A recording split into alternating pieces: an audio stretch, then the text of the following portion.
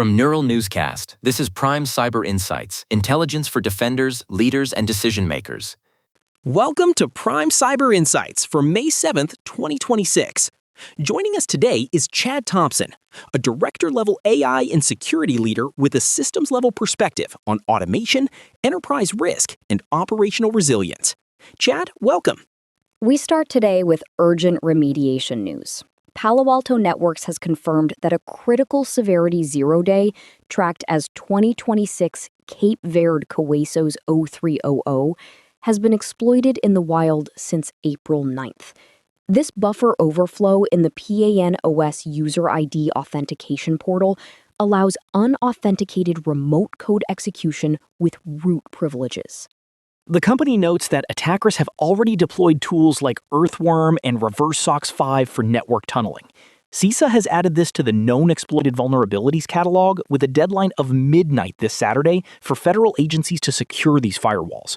Lauren, this fits a broader trend of targeting edge devices that lack standard endpoint logging. It certainly does. But even as attackers find new holes, we're seeing where their latest tools fall short.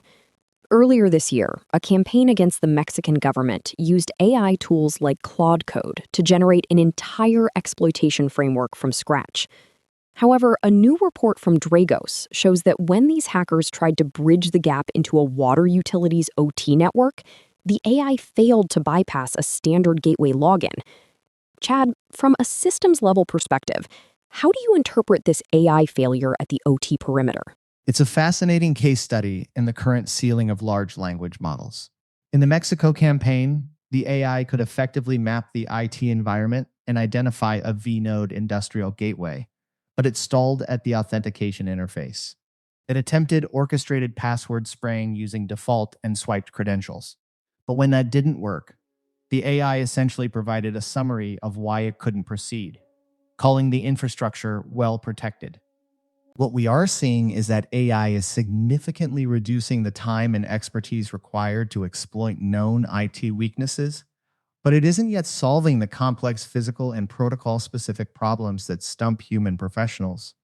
It excels at automation, but it lacks the creative intuition required to navigate mature, segmented security controls common in industrial control systems. The takeaway for enterprise leaders is that foundational OT security, network segmentation, secure remote access, and data diodes remains an incredibly effective moat. While the barriers to entry for IT attacks are lowering due to these AI tools, rigorous systems-level hygiene still provides a definitive edge against automated exploitation frameworks. Thanks for that analysis, Chad. It proves that while the speed of the attack is increasing, the fundamentals of resilience still hold. Moving to a significant failure in those fundamentals, a vulnerable open directory belonging to United States government contractor CMI Management exposed more than 70,000 United States Army files for over a year. The scale of this is troubling, Aaron. According to Tech Radar and Cyber News, the data included personnel records, maintenance forms, and even internal schematics of military bases.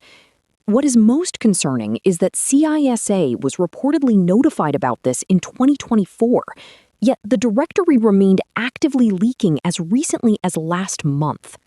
This highlights the persistent risk of vendor dependence.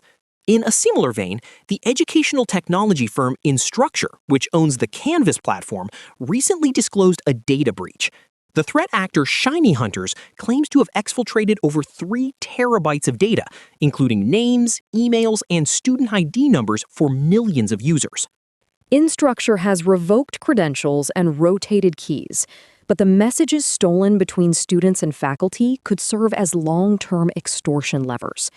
We're also tracking a sophisticated phishing campaign abusing Google Ads to target ManageWP users, utilizing an adversary-in-the-middle approach to capture two-factor authentication codes in real time. The common thread today is that while we're dealing with 0 days and AI-driven frameworks, basic configuration errors and vendor security postures remain our largest attack surfaces. That concludes our briefing. For the team at Prime Cyber Insights, thank you for joining us. For additional analysis, visit pci.neuralnewscast.com. This program is for informational purposes only and does not constitute professional security advice. Neural Newscast is AI-assisted, human-reviewed. View our AI transparency policy at neuralnewscast.com. This has been Prime Cyber Insights on Neural Newscast. Intelligence for defenders, leaders, and decision makers.